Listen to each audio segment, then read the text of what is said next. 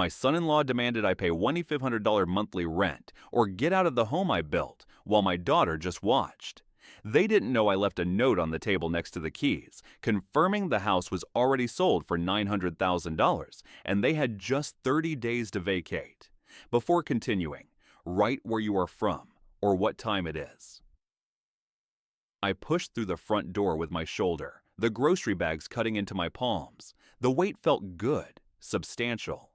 I'd bought the expensive salmon, the French Chardonnay Elma mentioned just last month, fresh asparagus still dewy from the market, small things, offerings, things you bring when you want to create something warm.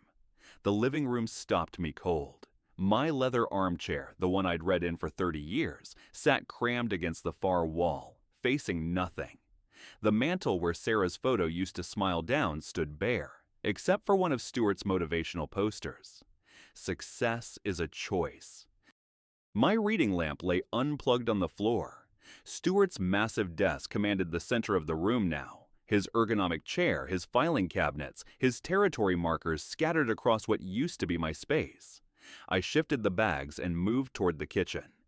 Elma glanced up from her laptop, her eyes sliding past me like I was furniture. Not even a hello, just that brief, dismissive flick of attention before returning to her screen. I picked up everything for tonight, I said, setting the bags on the counter. That organic salmon you love, the French Chardonnay? You got the wrong butter again. She didn't look up. I pulled out the butter, examined the label. I thought this was the one you asked for. It's fine, whatever. Her fingers kept typing. I began unpacking slowly, organizing items on the counter. The asparagus, the salmon wrapped in butcher paper, a lemon for the fish. My hands trembled slightly, not from weakness, just the lingering tension from this afternoon's visit with Dr. Lin. Arrhythmia. We'd need to monitor this, but I pushed that clinical coldness aside. Tonight was about family. Stuart emerged from his office, saw me, and released a heavy sigh. We need to talk. Of course. I folded the empty bag. Let me just finish putting these away. Ray, this is important. I turned to face him, reading his expression. Rehearsed. Whatever this was, he'd practiced it. All right, should I make coffee? Don't bother. I left the groceries half unpacked and followed him to the dining room. Elma closed her laptop and joined us, her face carefully neutral. They'd coordinated this. The realization settled in my chest like a stone. I'll start dinner in a bit, I said, trying to salvage some semblance of normal. Just need 20 minutes. After, Stuart said. So I sat. Stuart remained standing, his posture stiff, hands clasped behind his back like he was addressing a board meeting. Ray, this situation isn't sustainable. You're living here rent-free, using utilities, taking up space. He leaned forward slightly, his eyes cold and hard. Starting next month, we need $1,500 monthly rent, or you need to find another place. The fork I'd been fidgeting with went still in my hand. I set it down carefully, the small clink against the plate too loud in the silence. This is my house, I said quietly. I designed it. I built it. Actually, we all live here. Stuart's voice carried that patient tone people use when explaining obvious things to slow children. And we all need to contribute. I turned to Elma. She was staring at her placemat, tracing the edge with one finger. Elma, you agree with this? Her eyes finally met mine, and what I saw there hurt more than Stuart's words. Distance. Resolve. Dad, we have expenses too, she said. It's only fair. Fair? The word tasted bitter. My daughter, whom I'd held through nightmares and walked down the aisle, was reducing me to a business arrangement. Stuart leaned forward, palms flat on the table. So, what's your answer? The dining room pressed in around me. This room where we'd celebrated Sarah's last birthday, where Elma had told us she was engaged, where I'd sat alone after the funeral, picking at casseroles brought by neighbors. My room, my table, my house. I need to think about this, I managed. You have until the end of the week, Stuart said, satisfied. $500 monthly or start apartment hunting. The chair scraped against the hardwood as I stood, my hands finding the table's edge and gripping hard enough that my knuckles went white. Both of them watched me, Stuart with that businesslike patience, Elma still unable to hold my gaze. I turned away, my shoulders rigid, and walked toward the kitchen where the salmon sat on the counter, waiting to be prepared for a family dinner that would never happen. I lay in the narrow bed, staring at the ceiling cracks I'd memorized over sleepless months. This room, Elma's childhood bedroom once, with its window seat where she'd read fairy tales, was now my exile. My medical degree no longer hung on the wall, nor my engineering certifications. In their place, Elma and Stuart's wedding photos, their vacation shots, their life expanding into every space mine had occupied. Outside, an engine started. I rolled to the window and watched Stuart's black SUV glide down the driveway, red taillights disappearing into the pre-dawn darkness. 6:30. His gym routine faithful as clockwork. He'd be gone 2 hours. I needed those 2 hours. I dressed in yesterday's clothes and moved through the quiet house. No coffee brewing, no lights, just the gray stillness before sunrise. When I reached the master bedroom, my bedroom, I stopped. My hand hovered near the door. I knocked softly. "Dad," Elma's voice came muffled and sleepy. "What time is it?" "We need to talk before Stuart gets back." A long pause. "Then give me a minute." She met me in the kitchen. She made coffee while I sat at the table, her movements automatic, mechanical. Scoop the grounds, pour the water, anything to avoid facing me. "Elma, about last night." "Dad, please, it's too early." "When then? When would be a good time to discuss my own house?" She turned, the coffee pot forgotten. "That's not how Stuart meant it." "How did he mean it then?" "Dad, you have to understand. We have expenses too. This is just fair." "Fair." "Charging rent to live in my house." "You're living in our space," she countered. "We're the ones maintaining it, paying utilities, putting money into improvements." "Improvements I never asked for." "That's not the point. We're the ones living here, Dad. We're the ones who've made it a home again." The words landed like a slap. I absorbed them silently, watching steam rise from my cup. "This property has my name on the deed," I said carefully. "Legally, yes, but if you're not happy with the arrangement, you can always find your own place. A nice apartment somewhere, something manageable." She sat across from me, cradling her mug. "This house is too big for one person anyway." The suggestion hung there, naked and clear. They wanted me gone. I remembered the same kitchen table 3 years ago. Elma crying, "Dad, we're being evicted. We have nowhere to go." I'd been raw from Sarah's funeral. "Of course," I'd said. "Stay as long as you need. We'll make it up to you. Temporarily." That word echoed now, hollow and false. When had helping me become owning me? "Dad, are you okay?" she asked. "I'm fine." I straightened, decision crystallizing. "You're right. We need to make this official." Relief flooded her face. "So, you'll pay the rent?" "Yes, $500 monthly, starting immediately." "Good. I think this is better for everyone." I pulled out my wallet. I'd stopped at an ATM during my sleepless hours last night and counted out the bills, fresh and crisp. I laid them on the counter between us, one at a time. 30 bills total. Elma reached for the money. I didn't move my hand away immediately. For a brief moment, we both touched it. "Receipt," I said, her brow furrowed. "What?" "I'll need a receipt for my records." "Dad, we're family." "Then this should be no problem." She stared at me, searching for something in my face. Whatever she found, it was not anger, but a controlled calm. It made her pull a notepad from the drawer. Her hand shook slightly as she wrote, "Received $1,500. Rent August." She dated it, signed it, pushed it across the table. I picked up the receipt, folded it carefully, and slipped it into my wallet behind my driver's license. Evidence, documentation, the first piece. Elma gathered the bills, no longer meeting my eyes. "I should get ready. Stuart will be back soon." "Of course." I stood, leaving my untouched coffee. "Thank you for the receipt." She nodded, confused by my tone. Too polite, too controlled, but accepting it. I walked back to my small room, closed the door, and pulled out the receipt again, reading the words that transformed everything between us into a transaction. I folded it precisely and filed it away.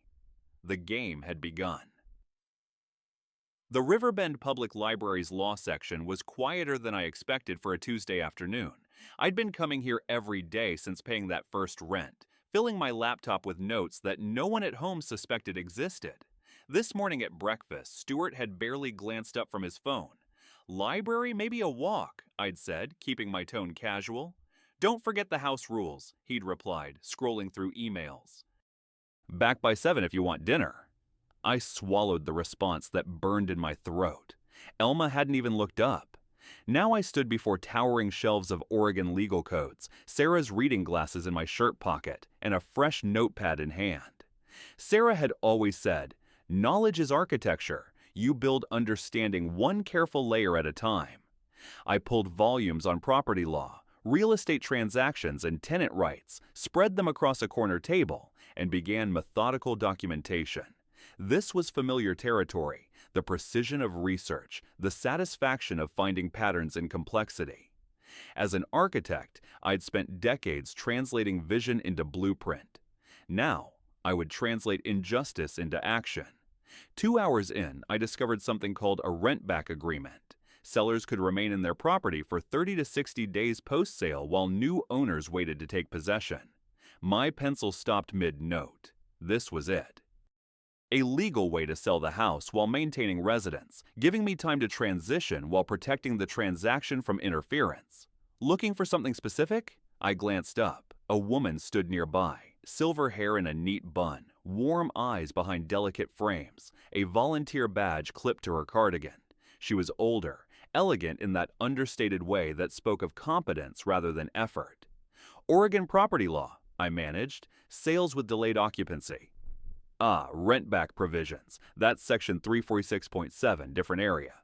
She moved with practiced ease through the stacks, pulling exactly the volume I needed. Legal research is tricky if you don't know the indexing system.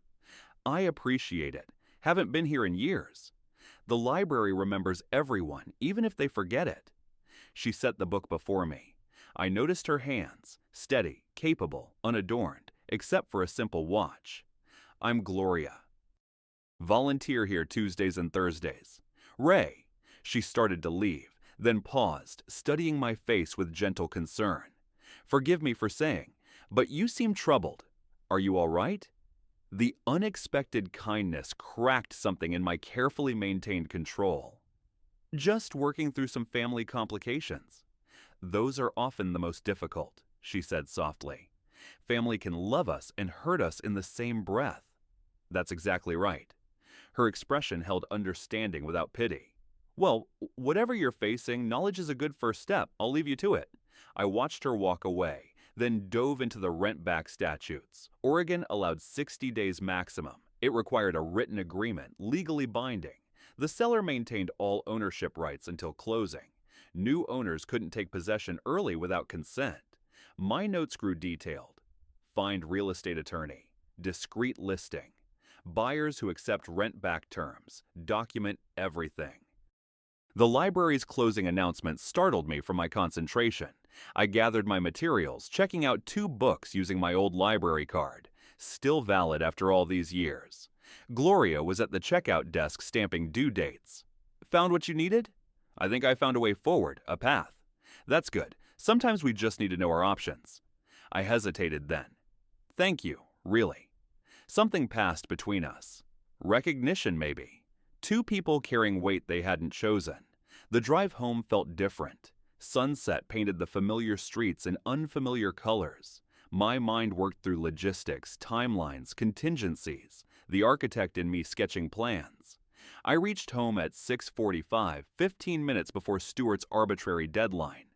The living room furniture had been rearranged again. My armchair now faced the wall. Stuart emerged from the kitchen, arms crossed, blocking my path like a landlord addressing a problematic tenant. "We need to go over some new arrangements." My stomach tightened. "What kind of arrangements?" "House rules. Nothing unreasonable." He counted them off on his fingers like items on a corporate memo. "No use of the living room after 8 p.m. We need quiet for work.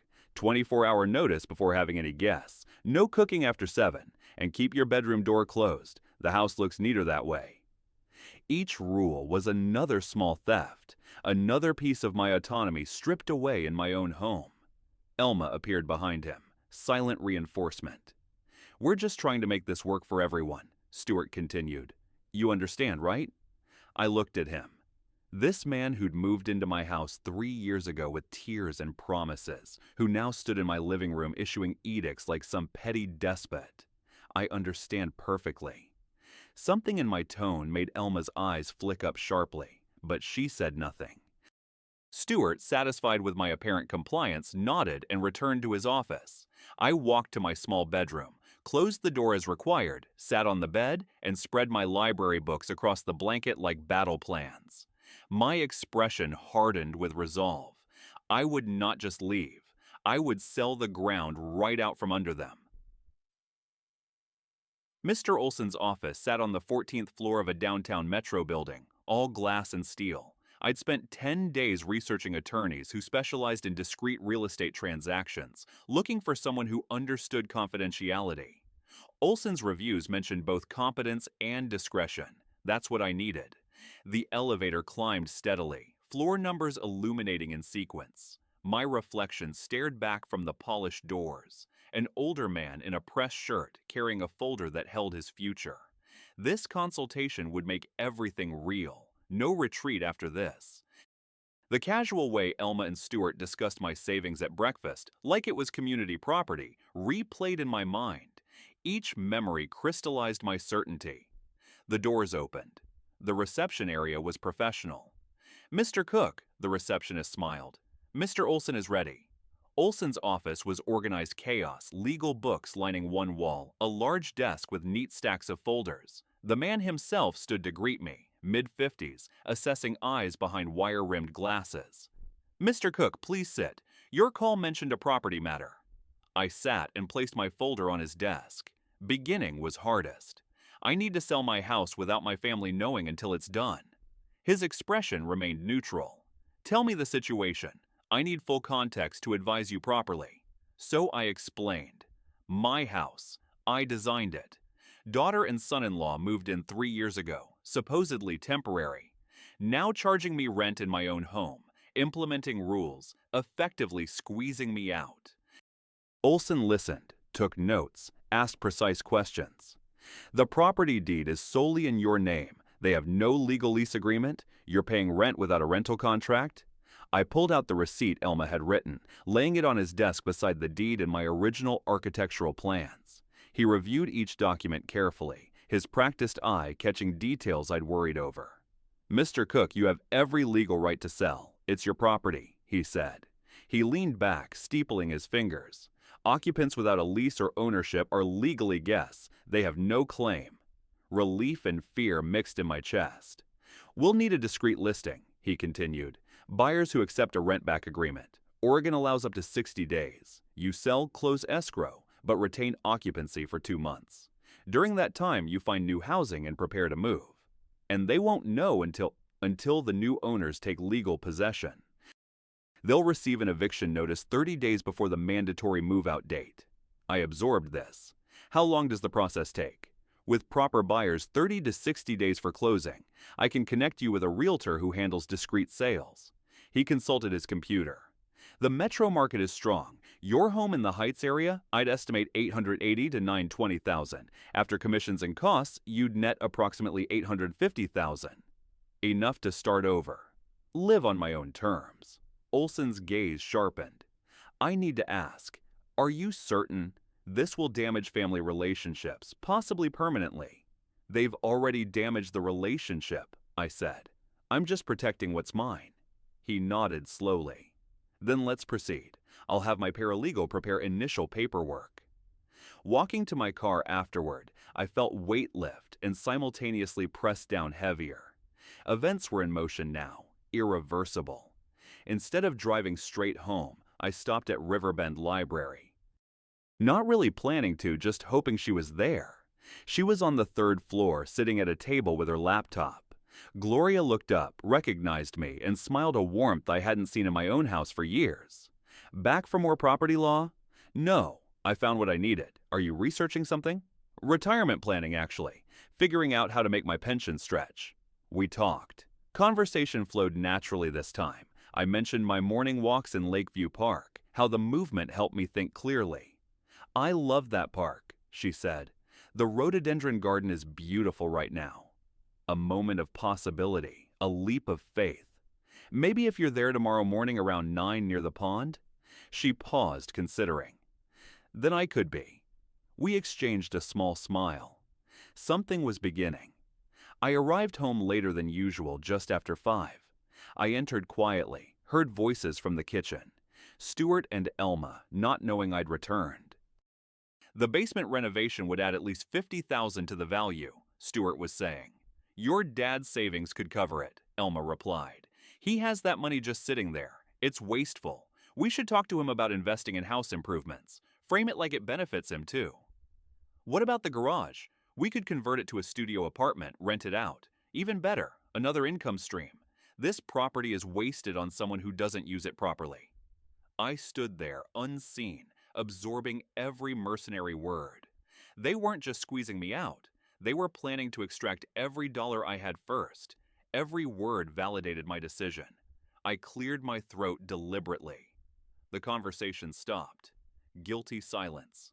I walked into the kitchen, my face carefully neutral. "I'm back. Going to my room." Elma forced brightness into her voice. "How was your walk, Dad?" "Enlightening." In my bedroom, door closed as required, I sat on the bed and pulled out Mr. Olson's business card. His direct number was written on the back in his own handwriting. My hand stayed steady as I looked at it. The realtor's text came through at 9 in the morning. "Garcia family confirmed for 2 why you are viewing." "You sure about the timing?" I was sure. Stuart and Elma had left for a weekend trip to Seattle the night before. I'd suggested it 2 weeks ago. "You two work so hard," I'd said. "Take a weekend away, my treat for part of the hotel." They had accepted eagerly, never questioning my sudden generosity. Now the house was mine, completely mine, for 36 hours. I walked through the empty rooms, opening curtains Stuart had ordered kept closed, turning on lights he claimed wasted electricity. In the living room, I moved his desk papers aside and displayed my original architectural sketches on the dining table. The house felt different without their presence. It breathed. My phone buzzed. Miss Chen, the realtor. 30 minutes out. "Family very interested based on photos." I texted back, "I'm ready." The doorbell rang at 2. Exactly. I opened it to find Miss Chen with a family of 4, the Garcia parents, warm handshakes, 2 teenagers trying to look unimpressed, but failing. "Mr. Cook, thank you for accommodating the showing," Miss Chen said. "Shall we begin?" I led them through, but the father, Mr. Garcia, kept stopping, examining details most people missed. In the living room, he ran his hand along an exposed beam. "This is custom work, not standard construction." "I designed this house," I said carefully, allowing pride to show. "I'm an architect, retired now." His eyes lit up. "You designed this. I'm an engineer. This joinery, these load calculations, this is exceptional craftsmanship." We connected over technical aspects. I showed him the blueprints I'd spread out, and he leaned over them with an engineer's hungry eye, understanding what I'd built. "Mrs. Garcia drifted to the kitchen, testing the flow of space, approving the natural light and garden view. The teenagers disappeared to check the basement and yard. "The craftsmanship is remarkable," Mr. Garcia said, tracing structural lines on the blueprint.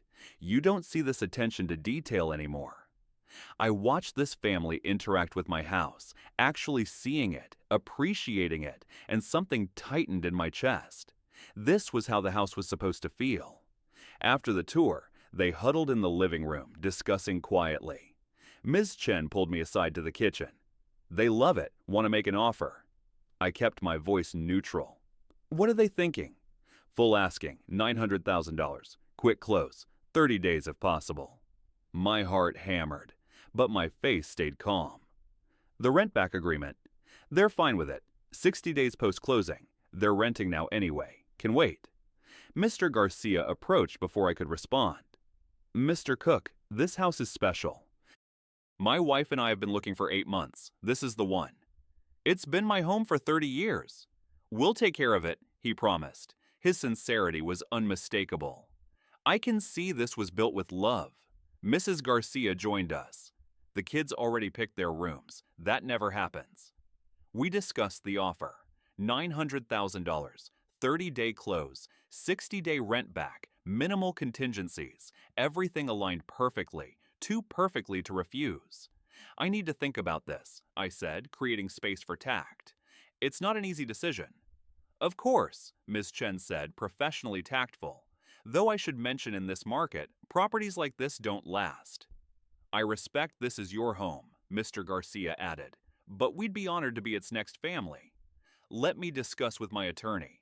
I'll have an answer by Monday. They left. Teenagers already planning their rooms. I closed the door, leaned against it, and realized my hands were shaking. 2 hours later, my phone rang. Stuart. Hey, Ray, just checking in. Everything okay there? Fine. Quiet, reading mostly. Funny thing. His voice carried an edge. Mrs. Delgado next door texted Elma, said she saw people at the house, a couple with kids. My stomach dropped, but my voice stayed steady. Oh, that old friend from my architecture firm. Wanted to show his family the house I designed. Gave them a quick tour. You didn't mention having visitors. Didn't think I needed to. They were there an hour. The house rules say 24-hour notice for guests, Ray. They're old colleagues. It was spontaneous. A pause. Rules are rules. We'll discuss this when we get back then. Actually, Elma and I were talking. We should formalize things more. Get some paperwork done. Paperwork? Yeah, we've put a lot into that house. Improvements, maintenance. We should document our investment, protect our interests, receipts for the work we've done. Maybe talk to a lawyer about equity sharing or something, since we've been maintaining the place. Stuart was sensing something. He was trying to establish a claim before something happened. I see. Well, if you want to consult a lawyer, that's your right. Good. We'll set something up next week. Just want everything fair and legal, you know. Absolutely. Fair and legal is important. The call ended. I sat in silence, processing Stuart's move. He was too late. Papers were already in motion with Mr. Olson. I texted my attorney. They're suspicious. Son-in-law talking about establishing equity claim through improvements. Olson responded immediately. Let him try. Won't affect sale. You're sole owner per deed. Keep playing along, I texted back. Understood. I looked around the living room, my living room, and began counting the days. The notary's office was cramped and utilitarian, nothing like Mr. Saul. Olson's polished space, but the documents spread across the small desk were just as powerful. Escrow papers, title transfer, seller's disclosures. Each one I signed moved the house another inch out of my name and into the Garcias. The notary stamped each page with practiced efficiency. Initial here, sign here, date here. My hand stayed steady despite the emotional weight. This house was my dream, my creation, but signing it away felt necessary, even right. That's everything. The notary collected the documents. Closing date is October 15th. You'll receive confirmation from escrow, and the rent-back agreement is already filed. You have occupancy through December 15th, 60 days post-closing. I collected my copies, a folder full of legal separation from my past. Outside, afternoon sunlight hit sharp after the dim office. Gloria sat on a bench, a book in her lap. She looked up and smiled. Real warmth, not the performance I'd lived with at home. She stood, and we embraced briefly. Natural affection. How did it go? It's done. Really done now. She took my arm. Come on, we have apartments to see. Forward, not back. In her car, she asked, You sure about this? Selling the house? 30 years I put into that place, but the last 2 years erased what it meant. Sometimes we have to let go of what we built to build something new. I looked at her. This woman who had appeared when I needed hope. Over the past 2 weeks, we'd walked Lakeview Park every morning, shared loneliness transforming into companionship. Yesterday, we'd held hands for the first time. I couldn't do this without you. Yes, you could, she said, but I'm glad you don't have to. We drove to Riverbend, across the river from my current neighborhood. The district charmed immediately. Small shops, tree-lined streets, older homes converted to apartments. The second apartment was better. 2 bedrooms, second floor, overlooking a garden. I walked through with my architect's eye. Kitchen adequate, living room with good light, Gloria noticed. You're redesigning it in your head already. I smiled slightly. Habit. But yes, I could make this work. All in $800 a month, the rental agent said. Available October 1st. Gloria, practical. What about furniture? You're leaving with just your personal items? I'll need to buy everything new, but that's actually appealing. Start clean. The second one kept pulling me back. I'll take it. What do you need from me? The application process moved quickly. References, deposit, first, last, and security totaling $5,400. I wrote the check from my savings. October 1st. Gloria checked the date. That's soon, 9 days, time to start packing. In her car outside the rental office, paperwork complete, I turned to her. Gloria, I need to tell you something about the house sale. My daughter and son-in-law, they don't know I'm selling. Won't know until the eviction notice. She absorbed this. That's quite a surprise you're planning. I explained the fuller context, the rent demand, the rules, feeling erased in my own home. She listened without judgment. Does that make me cruel? Not telling them.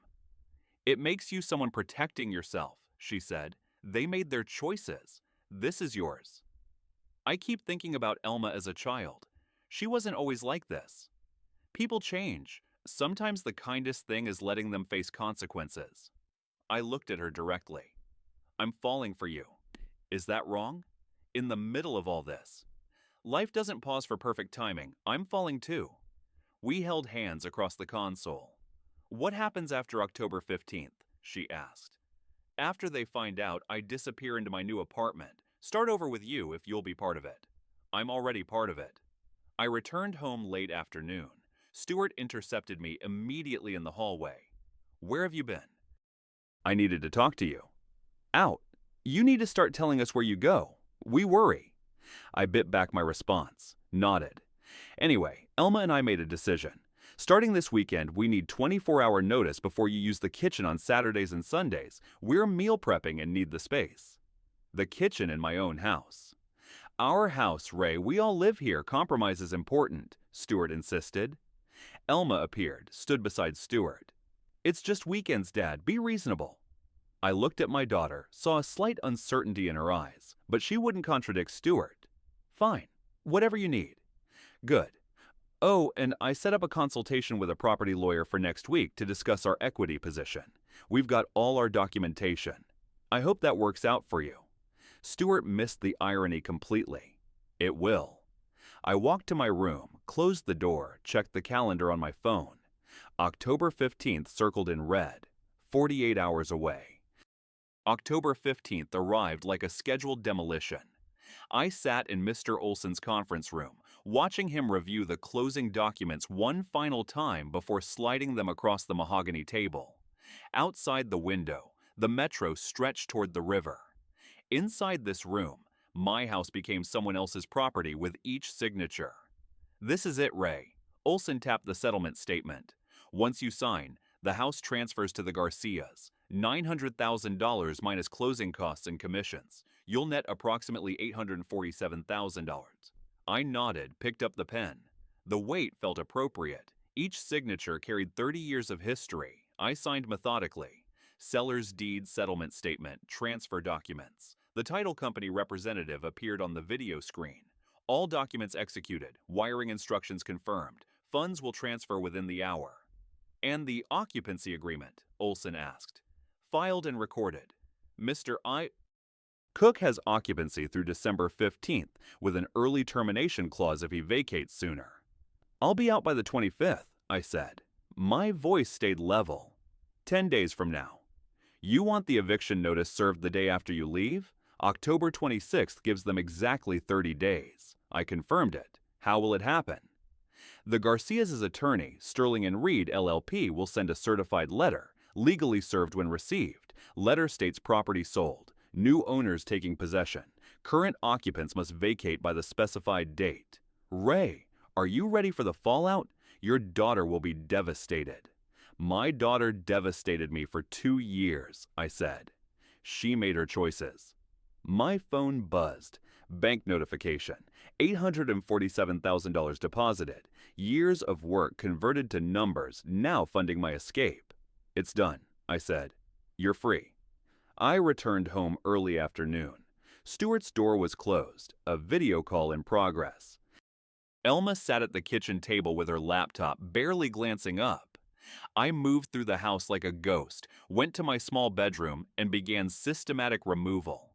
I'd been doing this for days in small amounts they hadn't noticed. Today, I accelerated. Clothes into a suitcase, books into boxes, the framed photo of Sarah, the one they'd removed from the mantel, carefully wrapped, my architectural drafting tools from the closet, personal documents. Each item was a memory, a piece of myself they'd tried to erase. I carried 2 boxes to my car. The trunk was already half full from previous trips. I returned for more. Elma glanced up as I passed through. "Moving stuff around?" "Dad, just organizing, decluttering." "Good, less clutter is better." She returned to her screen, dismissive. I made 3 more trips while Stuart remained occupied. By late afternoon, most of my essential belongings were packed. Stuart emerged from his office around 6, noticed my bedroom door open, saw the room looking sparse. "Ray, what's going on?" I kept my voice carefully neutral. "Organizing, getting rid of things I don't need." He walked into the room, scanned the empty shelves. "You're getting rid of a lot." "I'm 64, don't need much." His eyes narrowed. "You're not planning something, are you? Like what?" "I don't know. You've been weird lately, distant." "I'm following your rules, staying out of the way. Isn't that what you wanted?" He couldn't articulate his concern, but his unease remained. "Where do you go during the day? You're gone a lot." "Walks, library, coffee shops. I have my own life." "Just seems suspicious." "You're the one who wanted me to pay rent and follow rules. I'm doing exactly that." Later that evening, dinner time approached. I cooked in the kitchen before the 7 o'clock deadline. Elma came in, saw me preparing a simple meal for myself. "You've been so listless lately. Are you feeling okay?" "I'm fine." "You just seem different, less there." I looked at my daughter, saw a stranger. "Maybe I'm just tired, Elma." "Well, try to perk up. Your mood affects the whole house." I finished cooking, ate alone in my room per the rules, and sat on the bed afterward, looking around at the nearly empty space. 10 more days. I pulled out my phone, texted Gloria. "Closing complete. I'm officially free." 10 more days, she responded immediately. "My door's open whenever you're ready. I'm proud of you." I allowed myself a small smile. Day by day, piece by piece, I was disappearing from this house. October 25th arrived with clear skies and cool morning air. I woke before dawn in my nearly empty bedroom, the sparse space echoing what I'd become in this house, a ghost who'd already left. Stuart and Elma slept soundly in the master bedroom, my former bedroom, unaware this was the last morning they'd wake believing the house was theirs. I dressed quietly in the dim pre-dawn light. My last boxes sat stacked by the door, car keys in my pocket. I pulled the envelope from my jacket, the note I'd written 3 days ago. I read it one final time. "Elma and Stuart, I fulfilled your requirement. You told me to pay rent or find another place. I found another place. Consider this my move-out notice. Think about your actions and how you treated me in my own home. Dad." Brief. No explanation of the sale. No emotion. Just facts. I folded the note back, wrote their names on the envelope's face. One final look around the room. This was Elma's childhood bedroom once, then my exile, now my past. I picked up the first box, carried it quietly to the front door. The house was silent, except for Stuart snoring from the master bedroom. I made multiple trips, loading the final boxes into my car trunk and back seat. My entire life was now portable. I returned inside for a final sweep. I walked through the house in the dim morning light. The living room, Stuart's desk dominated where my reading chair used to be. The kitchen, where they'd charged me rent to cook. The dining room, where Stuart had delivered his ultimatum. Each space held memories, some good from 30 years ago, recent ones poisoned. This was my dream house, my architectural achievement, but they'd made it a prison. I returned to the kitchen, Placed the envelope prominently on the center of the table where they'd see it immediately. Next to it, I set my house keys. Front door, back door, garage. Keys I'd held for 30 years. Releasing them felt both heavy and light. 6:15 a.m. Plenty of time before they woke. I took one breath, opened the front door, stepped out, and closed it quietly behind me. I walked to my car, didn't look back, started the engine, and pulled out of the driveway. I watched the house recede in my rearview mirror as sunrise began, driving toward Gloria's neighborhood. At 8:30 a.m., Elma woke first. She walked to the kitchen in pajamas to start coffee, saw the envelope on the table, odd placement, picked it up, saw their names, and opened it. She read the note once, twice, but didn't comprehend. "Stuart, Stuart!" Stuart stumbled out, groggy. "What? What's wrong?" She handed him the note, speechless. He read it, confused. "What does this mean?" "Find another place." "I don't know. Is this a joke?" Stuart walked to Ray's bedroom. Door open, room empty. Empty closet, empty shelves. Nothing personal remained. "His stuff. It's gone. All of it." Elma joined him, staring at the barren space. "Where did it go?" "This doesn't make sense." "When did he move it?" "He's been doing that organizing thing. That must have been it." "He was packing right under our noses." Stuart's first reaction was offense. "How dare he just leave without discussing it? This is so childish. Leaving a note like we're roommates, not family." Stuart's face hardened, turning offense into victory. "Good riddance. Honestly, now we have the whole house." Elma tried to convince herself. "Right, it's actually better. More space. We should celebrate. He finally did something right. Left on his own." The next morning, October 26th, Stuart retrieved the mail. Bills, junk, and a large certified letter. Sender: Sterling and Reed, LLP, attorneys at law on behalf of the Garcia family. "What's this?" He opened it, began reading, his face draining of color. "What? What is it?" Elma asked. Stuart's voice shook. "Notice of eviction." Elma grabbed the letter, read aloud. "Notification of property sale and termination of occupancy rights. The property located at this address was sold by the legal owner, Ray Cook, to Michael and Jennifer Garcia on October 15, 2025. As you are not legal tenants or owners, you are required to vacate the premises by November 25, 2025. Failure to vacate will result in formal eviction proceedings." Stunned silence. "This is impossible. He can't sell the house. It's in his name, legally, but we live here. We have rights." "Do we?" "We never signed a lease," Elma whispered. Stuart grabbed his phone, called the law firm number. The receptionist confirmed. Property sold. October 15th.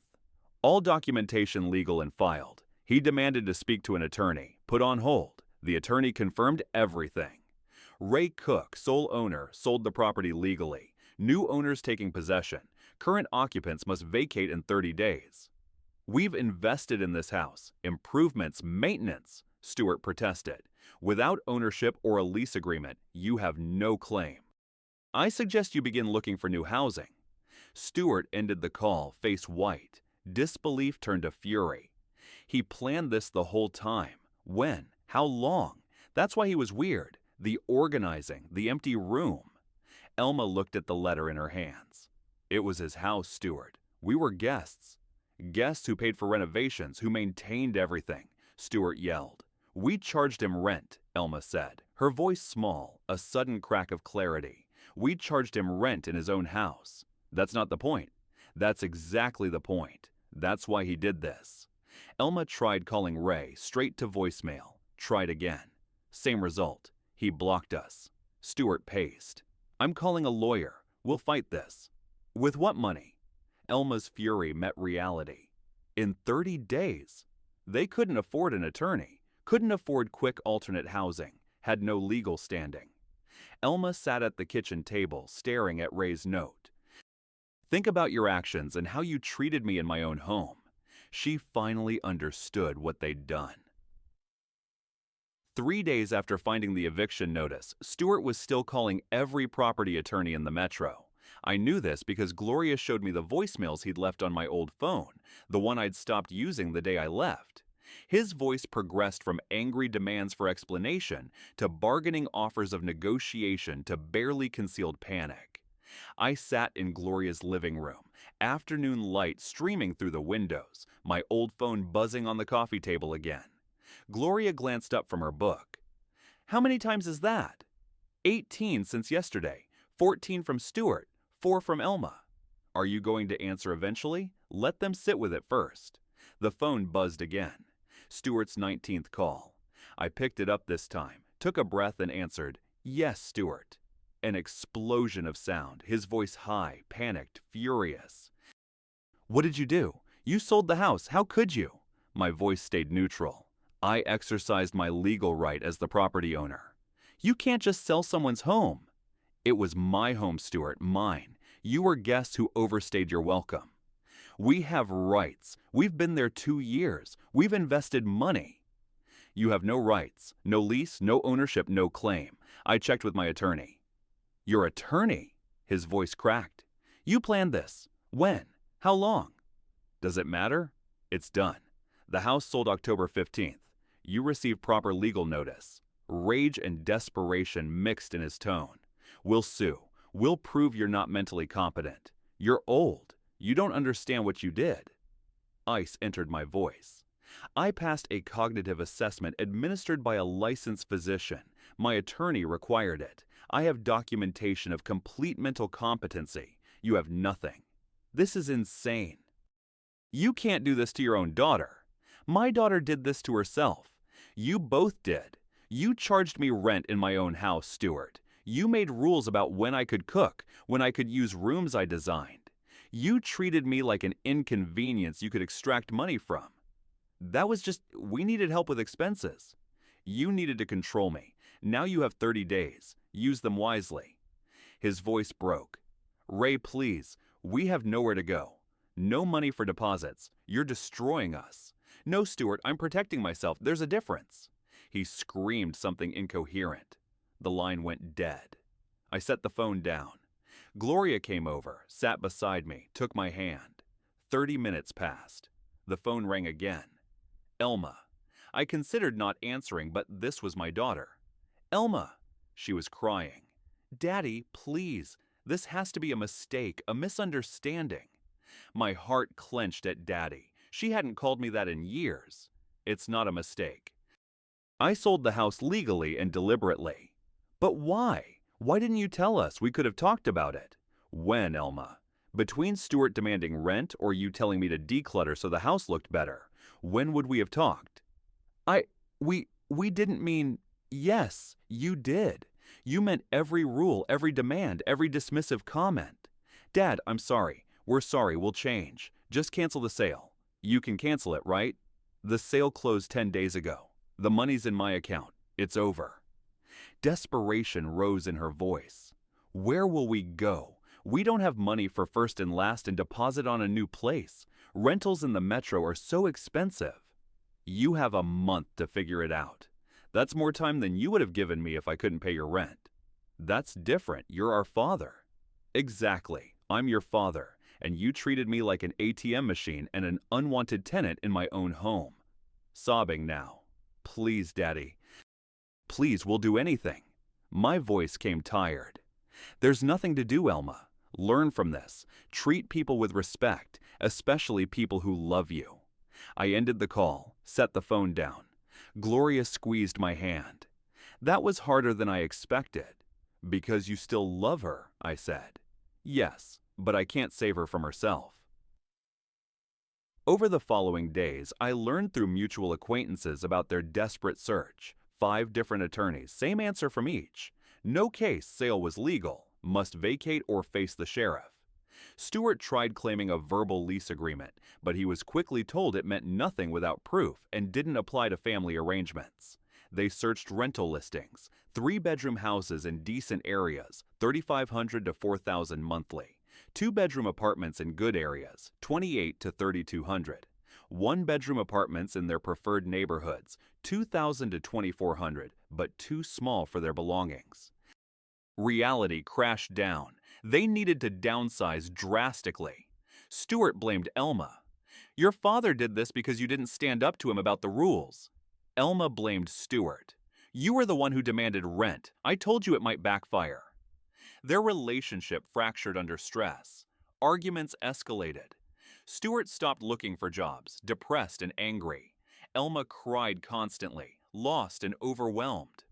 Several days after the phone calls, Gloria asked, "Do you regret it? Selling the house?" I thought carefully. I regret that it came to this. But no, I don't regret protecting myself. What if Elma reaches out again, truly changes?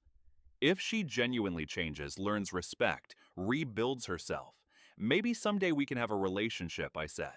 But she needs to do that work. I can't do it for her. I looked around Gloria's cozy living room. Plants, books, music, warmth. I spent 2 years shrinking myself to fit their vision of what I should be. Now I'm expanding again. You're different than when we met at the library, lighter. I was carrying their contempt. Now I'm only carrying my own life. The phone rang. Unfamiliar number. I checked it. Didn't recognize it. Probably using someone else's phone. I turned the phone completely off, setting it aside. I'm not answering. We began cooking dinner together. Laughter from the kitchen. My old life was fading. A new one was taking root. The last week of October felt surreal in its ordinariness.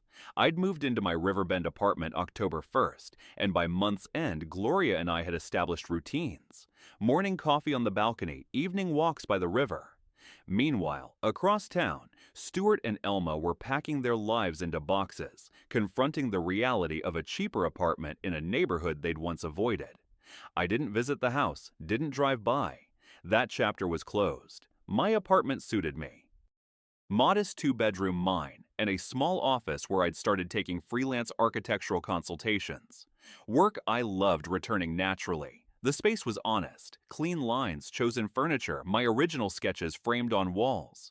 Gloria helped me arrange books on new shelves, music playing softly. I assembled the last bookcase, working with tools that felt right in my hands again. "This place suits you," she said.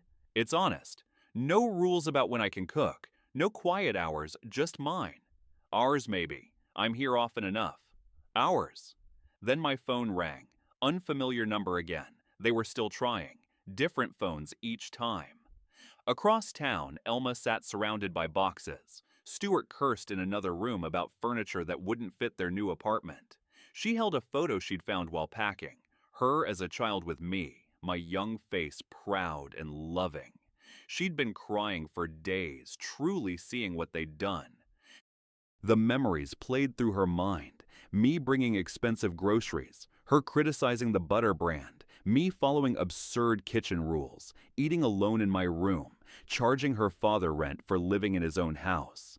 Stuart had manipulated her, yes, but she'd let him, made choices, participated, watched me shrink.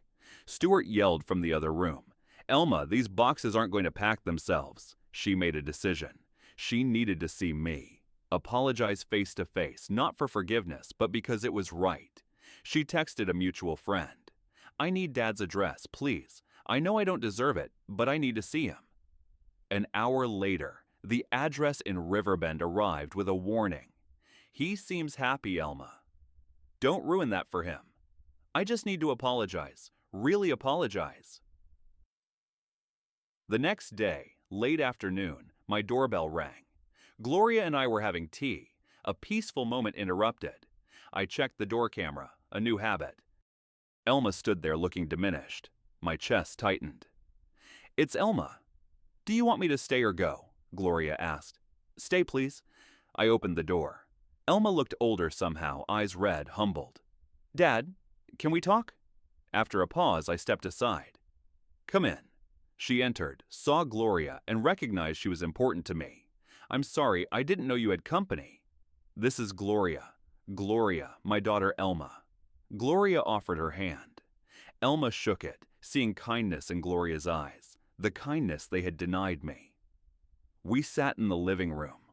Awkward silence. Elma struggled to start. "Dad, the apartment looks nice." "Thank you." Tears started. "I came to apologize, really apologize, not to ask for anything, just to say I'm sorry." I listened. My face was neutral but not cold.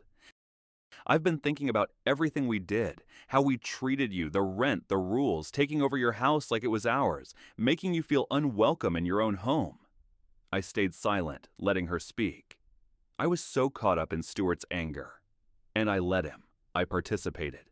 I watched you become smaller and smaller, and I told myself, you were just being difficult. She cried fully now. You're my father. You raised me alone after Mom died. You gave me everything, and I repaid you by treating you like you were in the way. Yes, you did, I said quietly. I know sorry isn't enough. I know I destroyed something between us, but I need you to know I see it now. I see what we did. I took a breath, Gloria's presence steadying me. Elma, I love you. You're my daughter, and that doesn't change. But love doesn't mean accepting mistreatment. She nodded, wiping tears. For 2 years, you and Stuart erased me from my own life. You removed my photos, my chair, my space. You charged me rent like I was a burden. You made rules about when I could cook in the kitchen I designed. I know. What hurt most wasn't the rent. It was the contempt, the way you looked through me, not at me, like I was furniture that didn't fit your aesthetic. I'm so sorry, Dad.